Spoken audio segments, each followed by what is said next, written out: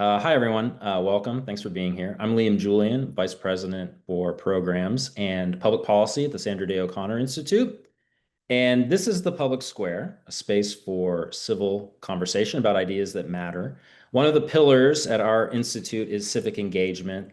Another one is civil discourse. So while we want a lively discussion, we also want it to be respectful and productive. So thanks in advance for helping us to do that. Our topic today is pretty broad, but it's important. Civic participation in American life. Some of you may have watched the documentary Join or Die on Netflix, and it follows the work of Robert Putnam, a sociologist who has spent decades studying how and why people come together or don't. And if you haven't seen that film, it's well worth your time. Also worth your time is an interview that the O'Connor Institute conducted with the two filmmakers. So definitely check that out. But Putnam's big idea, right, is that the strength of our democracy depends not just on voting or reading the news, but on joining. So clubs, churches, neighborhood groups, bowling leagues, famously. That's the title of his book, Bowling Alone. But these are the types of places where social capital is built. That's what he calls it, those connections that strengthen democracy, social capital.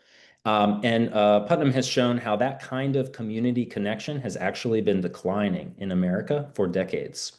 So that's what today's conversation is about. What does it mean to join something? Why does it matter? What is your experience? I want to hear from you. This is not about me talking, it's about you talking, so we can have this sort of conversation. So let's open it up for people to jump in and share ideas and thoughts. If you would like to do that, you need to raise, I'm told you need to raise your virtual hand. And the way that you can do that, I think, is by if you go down to the bottom of your screen, you'll see a react button. And then you can click that, and there will be an option for you to raise your virtual hand. Although in real life, you should join a club and raise your real hand. So, okay. Anybody want to jump in and start us off? It's a really interesting documentary, as is the work of Robert Putnam.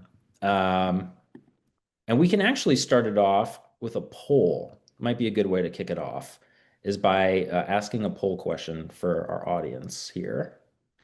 Okay, here it is.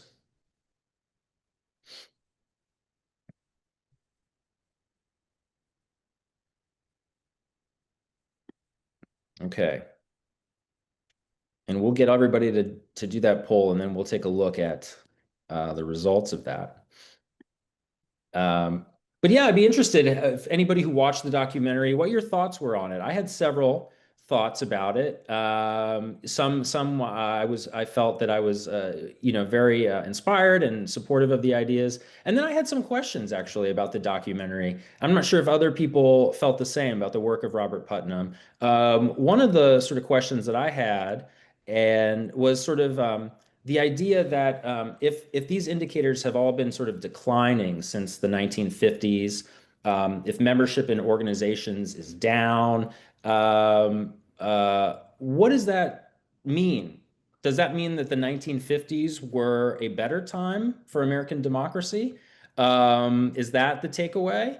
I think Robert Putnam would say, no, not necessarily, but I'd be sort of interested to hear your thoughts and also about what this looks like in your communities. I mean, are you joining clubs? Are you joining organizations? Have you seen a decline in your communities? Do you have children who spend 8 hours a day on their phone? Do you spend 8 hours a day on your phone? So anyway, go ahead, raise your virtual hand. Let me know. Let's talk. All right, great. Mary's going to kick us off. Fantastic. Mary Zimmerman. Hi, Mary. You got to come off mute, Mary. That's what I'm doing. And thank you, Great. Liam. First of all, I just want to thank you. I've been on the Sandra Day O'Connor list, I think, since its beginnings, but I haven't. I've only known about this the last couple of times you've done it. So I don't know if this is brand new that you're bringing people together in community. Is that correct? Yeah, it is pretty new. We've been doing it now for, I'm going to say, a few months. We've had a few of these public square conversations. Yeah, our idea is that, civil discourse is one of our pillars. And so we wanted to actually try to convene a space where people could come and we could have those civil conversations and we can practice civil discourse. So that's the idea. Well, kudos. First of all, I'm really glad you're doing it. And I've been looking for the Institute to do something like this for a long time to get people involved.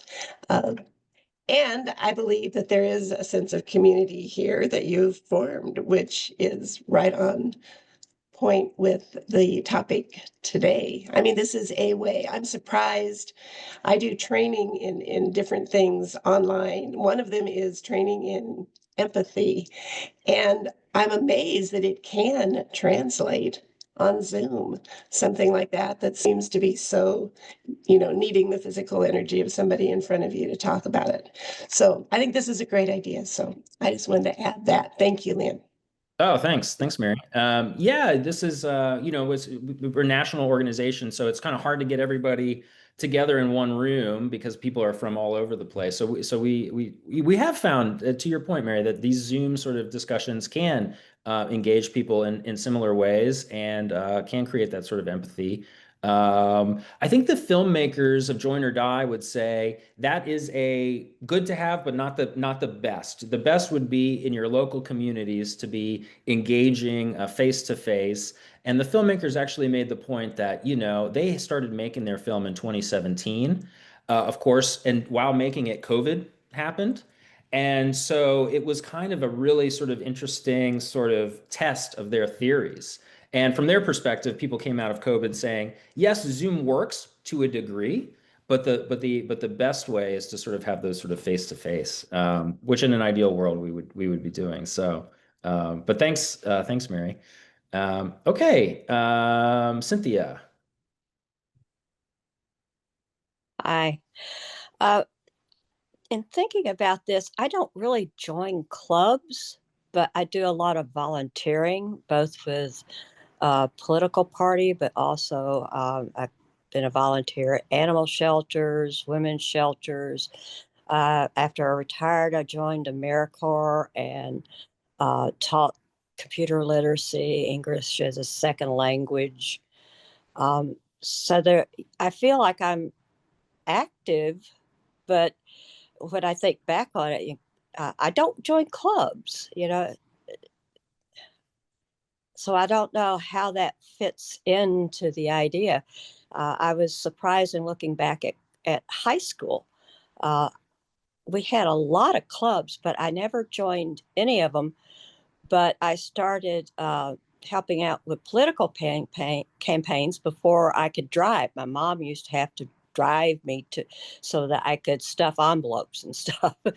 But so I think there's different ways that you can be active in your community without joining clubs. Oh, yeah, I think that's absolutely true. Yeah, I think that the filmmakers use the term club sort of very broadly. And I think that they would say the things that you've described, all of that counts.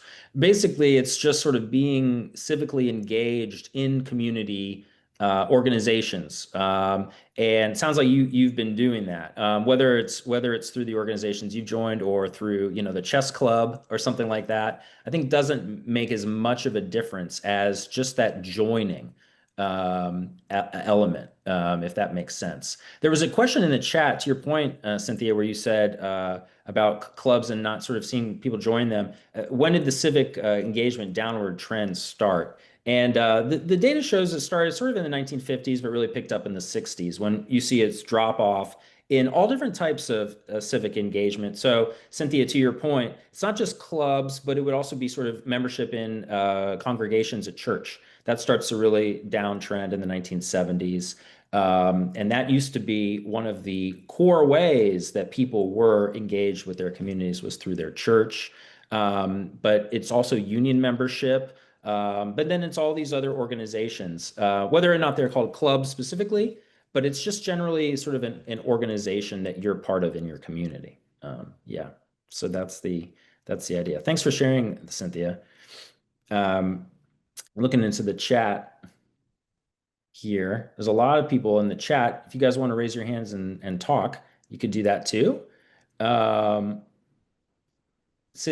Ellen says, as a Gen X, I have understood the significance of joining, but it seems like millennials were the first group to stop coming to business and political association meetings. Yeah, I think that there might be some truth to that.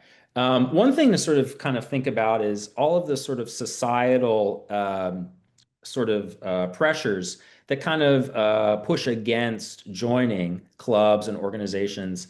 And one of them might be sort of, and this is certainly a big thing for millennials, the notion of meritocracy and individualism. And so basically, if you have a free afternoon or evening, do you want to spend that going to your club meeting, or do you want to spend that studying for the LSAT so that you can go to Yale? And this is sort of a different perspective, right? And this sort of meritocracy individualism idea kind of really kind of picked up with the millennials, and so that might kind of have part of be sort of have an influence in what you're talking about there. Um, let's see. Robin joins her tennis team. That's great because then you get physical activity with exercising your social muscle. Um, Mary says, I have volunteered on nonprofit boards, community coalitions, IWFAZ, faith-based community engagement. That's all great. That's fantastic. And that's the kind of thing that we're seeing sort of these declines. Okay, Ray, you've got your hand up. Thanks. Yeah, excuse me. Thanks, Leah. Just a couple questions slash comments. One, I think the reason for the decline in the 50s might be that that's when the baby boomers were all being born. I'm a boomer. I have two sisters that were boomers. My mother had, my parents had three children in 5 years. And my father was on a board of directors at a church. He was going to Rotary. He was probably out 2 or 3 nights a week. And my mom was a stay-at-home mom, and she finally just said to my dad, "Enough is enough. I need some help." And so I wonder how much that phenomenon was happening in the 1950s. But it was seen as a way for a young man on the make, and it was mostly men at that time, of course, to get ahead, join Rotary, join Kiwanis, participate in Toastmasters, things of that nature, as well as church. So then another question I have, I wonder if we're preaching to the choir here. I noticed on the poll, 82% said they've joined something or another, which tends to me, you're talking to people who are already kind of buy into the idea maybe. But I know for myself, I'm a retired U.S. history and government teacher and would love to be a part of groups where liberals and conservatives could have a civil discourse. I just don't know if it exists. I know some people have tried, but again, it tends to be heavily oriented towards liberals for whatever reason. Uh, and so I wonder if people feel threatened in certain types of organizations. Are they going to make me talk about politics or religion or something that can be uncomfortable or even lead to shouting matches or fights or anything of that nature? So, I mean, those are just some initial thoughts I have about what the differences are. Thank you. Yeah, no, thanks for that, Ray. Those are really compelling. To your second point or question, the O'Connor Institute, we're trying to do that to create those sort of spaces. We're a nonpartisan institute, and so everybody's welcome. The only thing that we insist on is that we have that civil discourse. We have a program for high school students called the O'Connor Ambassadors Civic and Debate Club, where we do something like what we're doing now. We have guest speakers come on, but we also sometimes we don't have guest speakers and we just talk and have discussions and debates about public policy topics. And those students come from all across the country, rural, urban, red states, blue states. And they consistently tell us that for them, it is, if not the only sort of safe place for them to share their views, but one of the only. And unfortunately, a lot of them tell us that that doesn't exist in their schools, in the civics classes that they have in their schools for one reason or another. And then to your first point, super compelling. I'm a dad of three little kids, and I'm not out on Thursdays at a club meeting. And that is a really interesting point. And I'm going to look that up to see if Putnam actually deals with that, because that is super compelling, the explosion of new babies and how that might affect the ability of moms and dads to go out on the weeknights and the weekends and join these bowling leagues. That's a really interesting point, Ray, that I don't know that I have really read a lot about. Maybe some others know about that. If you do, chime in, but I'm gonna dig into that after this conversation because I'm super curious now. So thanks, Ray. Okay, we've got a hand up. I'm assuming that's Dr. Marr, not Drimmer, right? Sorry, it's Martha. Okay. All right.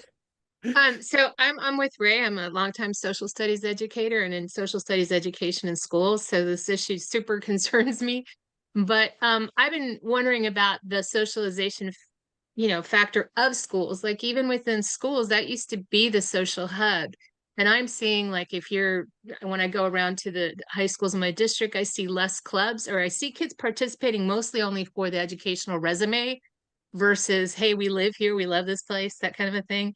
And I see less teachers and educators and as well willing to be sponsors of the clubs because their lives are too busy or for whatever reason that we're all trying to figure out here, right? So I just wondered, and then I noticed even up at the college level now that I'm seeing a strange sort of it's not necessarily total decline, but even in the fraternities and sororities at school. And I just wanted to know what everybody else was seeing as far as that goes.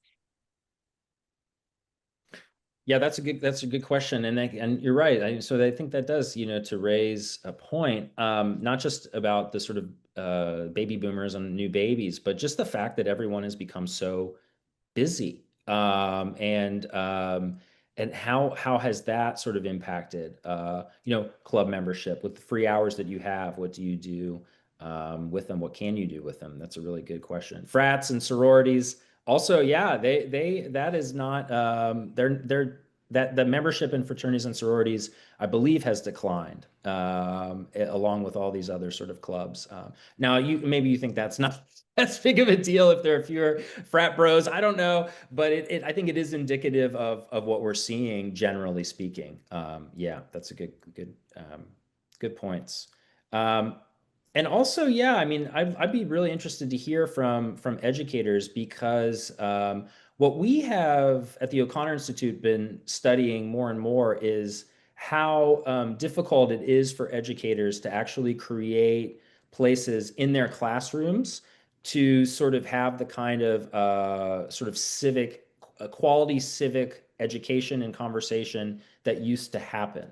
And the reason I bring that up is because this is also something that used to happen in clubs and organizations.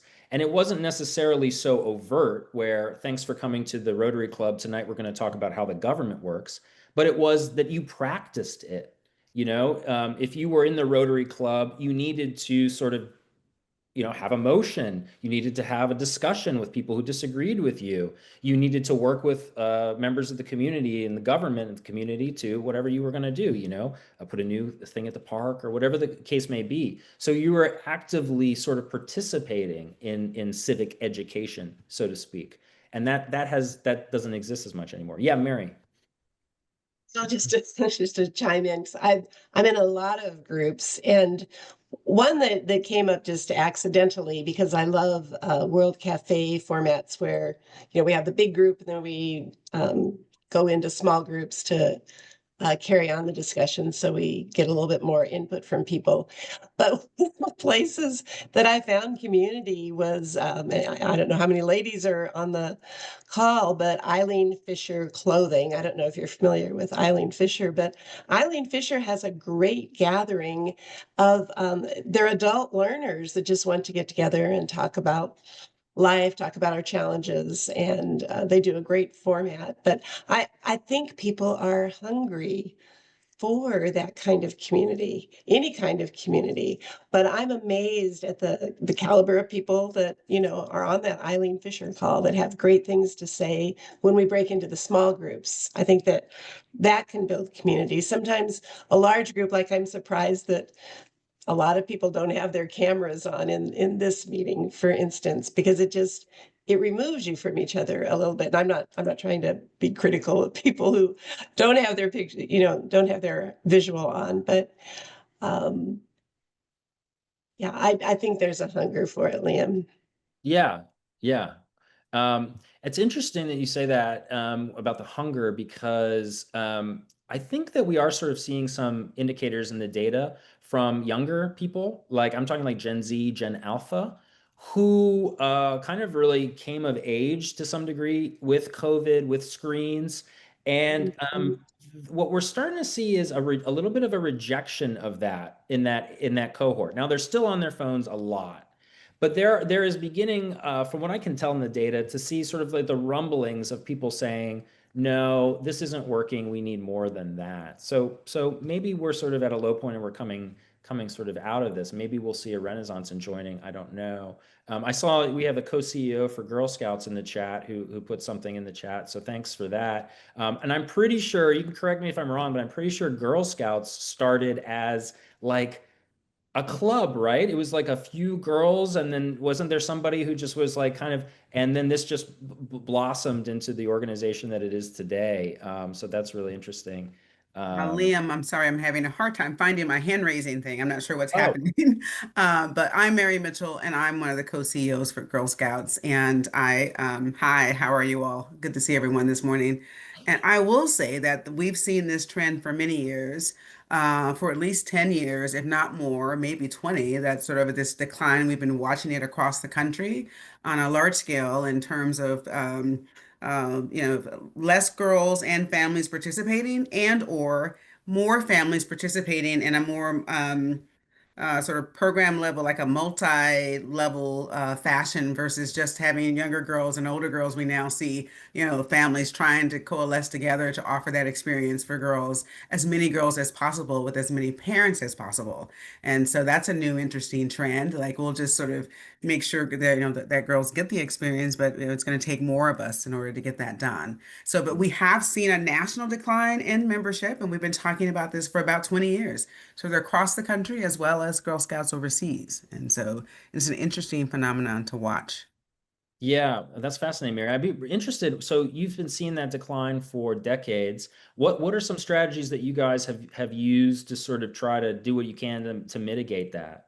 Yeah, well, we certainly encourage that as that parents and caregivers join together so that girls can have the experience. We know that it takes more time, and people don't have as much time as some people don't have as much time as they used to. They're working. There's all kinds of scenarios that are at play, and it's no longer an 8 to 5 for many parents. Parents are working all different kinds of hours, and so it's taking more. We have had to invest more in staff-led programs and trying to provide spaces where we're actually delivering it so parents can sort of bring their daughters rather than worry about the planning and all of those things. On average is 8 to 10 hours of planning for a volunteer to lead a troop per week. And so that's a big job. And so we're trying to find models and to survey our parents and troop leaders to ask what they need so that we can make it easier and be more flexible around sort of timing how often they meet. So we've seen it for quite some time. I've been at Girl Scouts now for 27 years, and we certainly have been watching the trends. Some years, not as dramatic as others, but you know. In other years, here's just one last thing I will say though, coming out of COVID, this on the screen time thing is a real thing for us. We experience where girls, some of them, even during COVID times and connection, it didn't serve what they were hoping for. And they were not on the screen, by the way. They would be sitting, they might be there, but they just didn't want the eye contact. It was very intense. It was a little too much for some girls. And so even though they were present and would show up, that eye contact was a real thing. We're not sure totally why. And then coming out of COVID, certainly online offerings, we see a lot less participation in that, and so we've moved away from that for girl offerings generally. And we see the same phenomenon with adults who are in learning, who are in training and development. It's a difficult stretch to try and do it online, although it's convenient for many. So just to offer that. Yeah, no, that's fascinating. There's a question in the chat for you there, Mary, from Sarah. How do the Girl Scouts find troop leaders if parents don't want to volunteer? You mentioned a little bit, you were sort of looking at sort of actually having staff to do this, but has there been a sort of an effort to get out there and sort of find people to volunteer? How do you do that? How do you? Yeah. Well, we are consistently recruiting either in the community.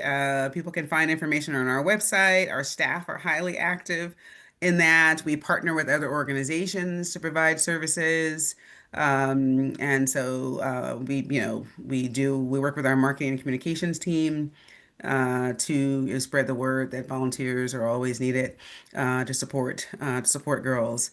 And so you can Yeah. always find girls in most communities, not in some, but in most. Volunteers are really the challenge, in terms of our usual way of being in the organization. We are volunteer led. Yeah. 99%, if not more, of everything we do is led by over 7,500 volunteers here in the state of Arizona, and then all of the nation into Utah and New Mexico. So. That's fascinating that you don't have problems getting girls, but you have problems getting the volunteers to lead. That's quite Yeah. interesting. Well, thanks, Mary. Thanks for sharing You're all welcome. that. That's really Absolutely. helpful. Okay, Martha, I see your hand up. Thank you. Thank you. Sure. I'd like to revisit very quickly the civics issue. At least as an educator in Florida, this has disappeared, not really disappeared as such, but disappeared in the sense that it's mixed up with other things that the State Board of Education thinks it's better or is not being accomplishing what it should. And so that has also affected the cultural awareness of the students because all this has moved into different areas that are not, we spend a lot of time testing, we spend a lot of time doing other things that are not really producing a lot of good things for the students, but that are, I don't want to say the word mandatory, but that are required, I should say. So teachers are placed in a situation where you have to do what you have to do. And if there's time, which there never is enough time, if you can have time, then you can then maybe do a project or do something that will inspire the students to go and pursue different things. We have a very large social studies department, but that social studies department has not addressed any other issue that doesn't have to do with immediate activities that maybe are politically inclined or not, but that are just things that are really, as I see it, once these kids are graduating, that is not going to serve them for anything at all. But they had to study, study certain things and go through testing. And we have a very rigorous and very good, actually, standards program. So every single subject and every single publication has to be standards based. And that's very good because then at least you know that something is being addressed. But in general, I think that that's the decline of civics. I think in general, the population is no longer interested in the world as we have seen it before, but in everybody, television has been something that has, we celebrate celebrities, quote unquote, we celebrate many things, but we have never celebrated, I don't think anybody knows, for example, who invented the MRI machine that has saved millions of lives? Nobody knows. So we're geared towards a different type of activity socially. And that has to do with people getting together for whatever they think they have in common, or for the students in the classroom to bring up issues that they think they should be discussing. So thanks so much for having me join you. Thank you. Appreciate it. No, thanks a lot for sharing that, Martha. It's super interesting to hear that coming from your perspective as an educator. The O'Connor Institute put out a report last year called "When and Why Did America Stop Teaching Civics?" And found a lot of different reasons. And actually, this sort of decline in civics education, which started happening in the 1960s, tracks a lot of the declines that we're talking about here today, with declines in joining clubs and membership and things like that. The tragedy of this, of course, is that just at the time when schools would need to be teaching civics more, if our club membership is declining, they were teaching less of it for lots of reasons. One of them is, as you mentioned, Martha, there's just not enough time given all the other demands from testing. The No Child Left Behind Act that you guys may remember from I believe 2000, which basically tied schools funding to math and reading, had the unintended consequence of basically making schools say, well, we're going to teach math and reading. And we're not going to teach civics. And so civics dropped out. But there's also this idea that when civics becomes controversial, or the idea of these conversations becomes controversial, schools start to teach away, and teachers themselves become less inclined to teach it in a robust way. And we're actually looking at this right now for our next report. We just did a survey of some teachers to ask them sort of about the challenges that they have teaching civics. And far and away, the response is that the most challenging aspect was that they don't know what they can and can't teach without stumbling into some sort of controversial area where they then will get in trouble either with the administration or parents, et cetera. So there's a lot of things happening there that tracks sort of, and it's like I said, it's too bad because as our club membership and organizational membership is declining, so too our civic education in schools. Yes, I see a hand up there again from Dr. Marr. I think you're on mute. Hi. So am I unmuted now? Yeah. So actually, I thought it was interesting that the other Martha that she was pointing out about Florida, and we passed several years ago the Sandra Day O'Connor Act. It was helping with civic education in Florida, and ironically, we have both a required course in middle school and in high school government, a year-long course, well, not year-long, but anyway, at least a semester of civics in middle school and at least a semester of government in high school. Plus, they have an end of course exam that they have to have for every kid in the state must take and become proficient. It's part of the school's grading system, on and on and on and on, right? So, and we even have also now another civics literacy. It's basically kind of like a competency exam that they're supposed to have so that if they want to go into second, post high school learning. And so, there's a lot of efforts, I would say. And in Florida, they also, for the past few years, had been running a civic seal for educators where they had to take this really long, extensive course on just the basic content of civics as an educator. Of course, they did pay. But I mean, so there's tons of civic education, but back to you guys in that sense. But it's also with it, like the good part of it comes with some other part of it. In other words, that it's very scripted sometimes. It's now very proscribed. The standards get more specific. The more specific they get, the less you feel like you can get into that civic moment of bringing up what's at the time. And ultimately, I'm not trying to be political at all, but also people now, as you guys mentioned, are feeling, even with when I have the state standard, which by law I'm supposed to teach, it feels almost controversial. If I'm talking checks and balances and the kids just listened to the news yesterday, which says that it doesn't work like it says in the textbook, then that teacher is in this quandary. I'm mandated to teach this, and yet I don't know how to tell the kids that it doesn't work that way. So, of course, my approach has been like, hey, can we get more and more teachers understanding that, getting them to get into civic discourse. And I know that Florida's also actually sponsored a pretty robust civics and debate initiative through the same things that brought about all those other things. But now that's when it all just comes to a standstill again, because then it's about, well, it's outside of the classroom. So it's one more thing that somebody has to pick up and decide to champion with kids. But anyway, I just thought that was really, it was ironic again that you brought up Florida. That's obviously my area of expertise. But even though I think like, if you went and saw how much that we on paper say that we're going to do a civic education, it comes down to the engagement factor and the socialization factor required for civic engagement. I don't know that we've solved that mystery yet. No, I don't think so either. But the thing of it is that resources are also an important thing with civics, because sometimes when you want to give additional resources from what you have taught in the classroom, well, guess what? We have book banning system, and half of those resources are not available for students, or shouldn't be, because somebody said they shouldn't. So there's a controversy right there. Yeah, no, it's very tricky right now to know for teachers, really, and they don't really receive a training in this. So that's absolutely correct.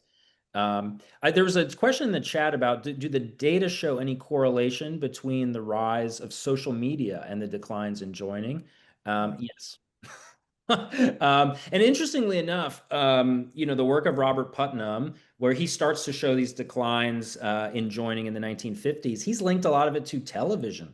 If you can believe that, when TVs came on and everybody could sit at home around the TV. I guess radio didn't have the same appeal. I don't know. I wasn't around. But, so it's interesting. Yeah, these technological sort of innovations can absolutely impact this. And of course, what we're seeing now with AI takes it to a whole new level where you can actually have a conversation with someone and they can give you sort of the simulacrum of actually sort of engaging with a person. But in reality, of course, this is not a person. This is a robot. It's something. Okay, let's see. There's some other good stuff happening in the chat. I'm trying to both keep my eye on that and also watch for hands. So if you guys aren't looking at the chat, there's a robust conversation happening there. Let's see. Let's see. And interesting too, the conversations about Florida. It'd be interesting to know where everybody is from when if you do raise your hand, if you can just kind of say your state. You don't have to say your address, just your state. So because I know we've got people from all over. There's a question here. What role do churches play in fostering civic engagement? A huge role, a huge role. And I think somebody had sort of mentioned in the chat Gen Z, that COVID, they went through high school in COVID. Nick, as a Gen Zer who went through a pandemic while in high school, reinforced and magnified already prominent social anxiety. What churches and organizations like that can often do, and I know Mary knows this of course, from Girl Scouts, is that people who have sort of natural introverted tendencies or anxiety can find in those places a way to sort of practice and sometimes really thrive and sort of find aspects of themselves that they did not know existed and that would have never been explored had they not joined an organization or a club. Oh, wait a second, I can be a leader in my church, in my community, in Girl Scouts. I had no idea. I didn't see myself in that way. And this is a huge thing. And it expands obviously to local, but it expands to how we see our politics. I feel like oftentimes right now we see politics as something done by politicians. It's almost like an occupation. I'm an engineer, I'm a doctor, these people are politicians. Whereas if you're in one of these organizations, you're actively leading, you're actively part of these processes. It's not that much of a step for you to say, oh, of course I could be involved in my local community and the city council. Oh, of course I could run to be a representative or something like that. This is not something that is disconnected from my identity. And the last thing I'll say on this is like, it used to be the case that people adults had sort of three identities, right? You had your home life, you had your work, and then you had your civic identity, the clubs and organizations that you belong to, who you were in the community. And we've sort of kept the home and the job, and maybe the job has taken up some of the space of the home. But really, we have lost in many cases this notion of having a civic identity. Yeah. Yeah, Ray, go ahead. Yeah, thanks. A few comments. I think in terms of education, I think one of the big challenges for teachers is they got to be able to argue both sides. If a student expresses a liberal position, you got to say, well, conservatives would typically say, and be able to articulate that for the student and push them back and ask questions and vice versa. And that's an extra challenge there that I work for an organization, a nonprofit called Teach American History. We do content professional development. Do this stuff. I work for them part-time, and we're trying to engage them with among teachers for that civic discourse, and then hopefully they can translate it to their students. Another comment is I think some people get involved on issue-based clubs. Now, we don't tend to think of them as clubs, but in my lifetime, one of the most successful ever was probably MAD, Mothers Against Drunk Driving. Because I know when I was a teenager and doing dumb and stupid things, there were people who were stopped for driving under influence who the cop just told them, well, just make it home safe. No way in the world would that ever happen anywhere today. And that's because of MAD. Mothers that had lost children and got involved. My own family, I have a type 1 diabetic son. We got involved heavily. He was diagnosed at 3 years old. We got involved heavily with the JDRF, and now called T1D, to try to raise money to eventually, hopefully, find a cure. And just like you mentioned, the identity, civic identity. This other thing came up when you said that, Liam. I've read, I don't know if this is true, but the number one identity that people say today, Americans say today, is they're Democrat or Republican. more so than church, more so than race or ethnic, which is scary because those are, if that becomes hardened, then it is becoming hardened, then it's scary to know where some middle ground is on political issues, at least. Yeah, that's really interesting, Ray. Thanks for mentioning that. And as you point out, yes, usually behind change, big change in our country and historically, there's a club, there's an organization. As you point out, civil rights, those are organizations that came together to do that. And so yes, that's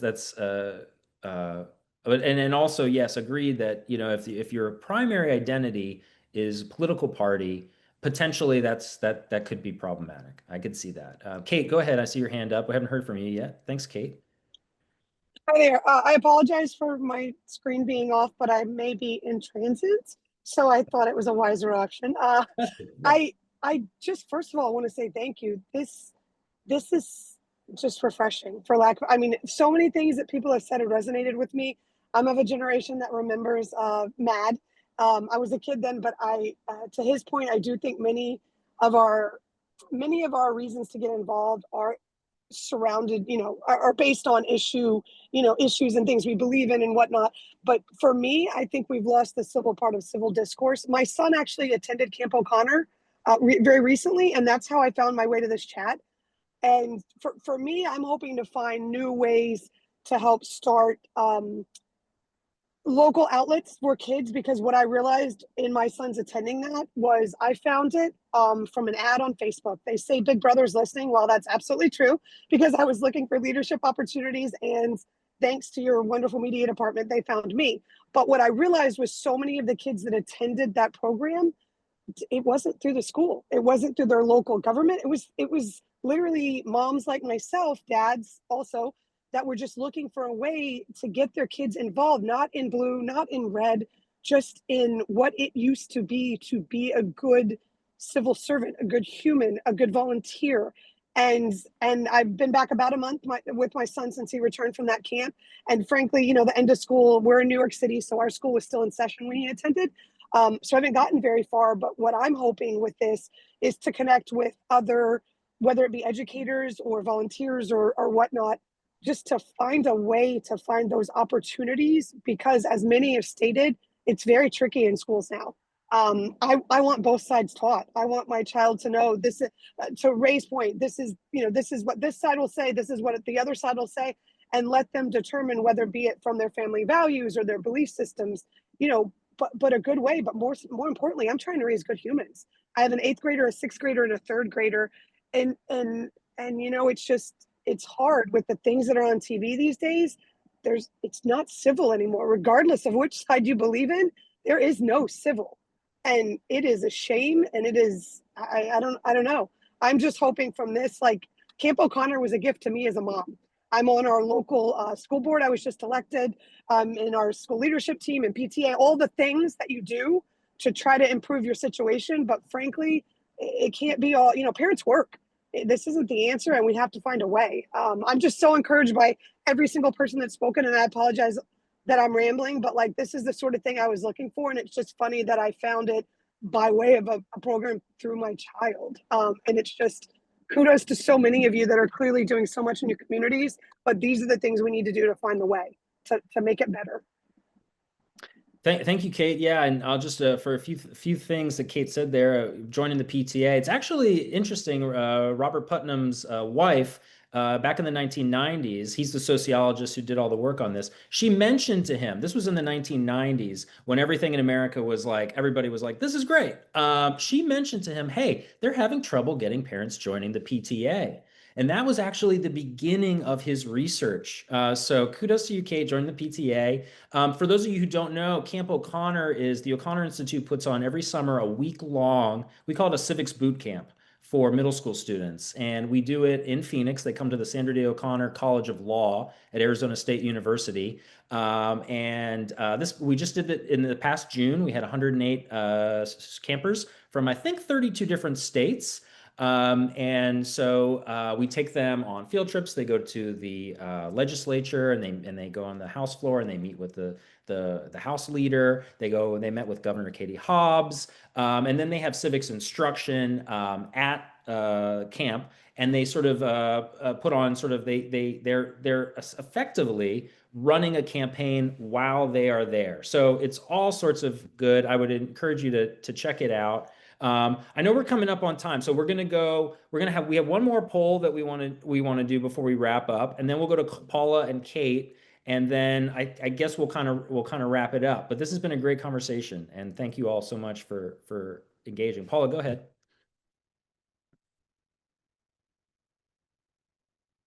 Paula, are you there? You're on mute. Okay. Just Oh, there you are. my screen went to a different screen, and Oh, okay. sorry. Yeah, this is just a kind of thought is with how we know how polarized our country is and beyond our country, but what's dawned on me is how important it is to merely to get out and to be around people ideally as quote different, as me, just because in that's when you can understand where people are coming from. You see, you appreciate people and what they stand for, and you realize they're not really so different. I mean, everyone is unique and we're not all just the same, but even just, so the joining, the getting together in groups, it is so helpful not only to oneself and personal mental health, but as the health of ultimately, our community, our nation, just in understanding and appreciating and empathizing with each other. And I don't know how to get that message out to people in general. Just, show up, be together, talk. Listen, especially. Yeah, and just follow up really quick on what you said, because it's important. Yeah, loneliness and not being involved is a real health problem. It has the same effect on your health. I think it might actually be worse than if you are a lifelong smoker. If you join one club, you have a 50% less chance of dying in the next X amount of years. I mean, it is really if you're just concerned about yourself, there's a lot of reasons to be involved. And another thing that you said, Paula, about meeting people that are different from you. So Putnam has talked about different types of social capital. There's bonding social capital, which is where you're in organizations of like-minded people. And then there's a thing called bridging social capital. And this is really what you want to do, is be in organizations with people who are different than you, that teaches you and you exercise your muscle of how to work with people who are different than you, which is what we do in a democracy, because everybody's different and we have to work together. I know we're coming up on time, so I'm going to stop talking. Kate, go ahead. Two quick things. What Paula said, I just wanted to tag on to that quickly, because I do agree that if you put yourself in situations with people that have different beliefs, but I also think that goes back to that term keyboard warriors. I think it's very easy to have complete and utter disdain for a person that you've never met. It's also easy to be a little crazier and a bit of a maniac, but when you put yourself out there in person, and I think that's what we're losing with the lack of involvement, is it's very easy to be critical and this or that, when you're not in front of the person. I even found at school someone that had written ridiculous things on Facebook. I met them in person. I couldn't believe it was the same person. I was actually blown away. They were lovely in person, and this was someone during COVID that just, so there's that. And the other thing, I just wanted to quickly go back to, please, if you have grandkids or kids, or look at Camp O'Connor, I cannot plug it enough. Like I said, I know you just touched on what it is, but maybe you could drop the link. I don't want to make it more competitive because I have other kids I hope that will get to be selected one day, but it changed my son's life. And and it sounds cheesy, but it did. It changed his life. It changed my life. And these are the sort of things, you start small and it grows big. And I just truly believe that Sandra Day O'Connor would just be, I think she'd be blown away by the things that the foundation is doing. This is just, it's phenomenal. The one question I had, I am not tech savvy at all. Some of the things that are in the chat, is there a way to get back to them later?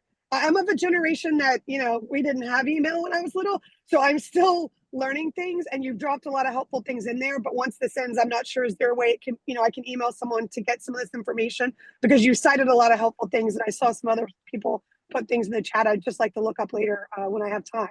I'm doing camp pickup in all over Queens, so this is mom life in New York City. It's a little fun, not so glam, little fun. Yeah, that's hilarious. Yeah, no, so we have somebody behind the scenes right now who's doing the chat, and so that person I think can maybe put in the chat what we can do to kind of get you that information. Interesting. Oh, awesome. Thank you. You're welcome. And interesting that you talk about, the online personality. Maybe that took the place of the civic part of that 3. Like, now you have your home and your work and your online personality. Maybe that's the new civic personality. Okay, last person, Martha. Do you want to kind of bring us home, and then we will wrap up? Yeah, very quickly. I may like to suggest an experiment that I have done on occasion in groups, because of what Ray say about red and blue and Republicans and Democrats. I have made this, I have done this experiment several times, and it's very interesting. You ask your group, what do you think, or who do you think is a conservative, and who do you think is a liberal? And the answers are really quite amazing, because most people don't know exactly what each of those words mean, and also they mix them up. So I would like to suggest that experiment, because it's really quite exciting to get the results of it. Thank you. Yeah, no, thank you very much, Martha. And thank you, everybody, for joining today. This was a great conversation, and this is what we're trying to do. And we're going to do more of these. We're going to keep it going. And so, yeah. And then I think, did we get what we needed about the chat, Kate? Did you get the answer you needed there? Yes, yeah. I think so. Thank you. Yep. Okay. All right. And that's it. So watch the documentary, and maybe watch the conversation that I had with the filmmakers if you're interested in more. The book is Robert Putnam, Bowling Alone. It came out in 2000. It's very relevant today, maybe even more so than when it came out. So thanks again, everybody. And have a good day.